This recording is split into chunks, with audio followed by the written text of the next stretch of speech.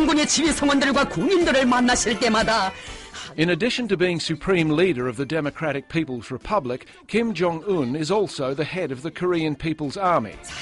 North Korean state television has just broadcast these images, apparently shot in August, showing Kim on the job. 고무 격려해 주시었습니다.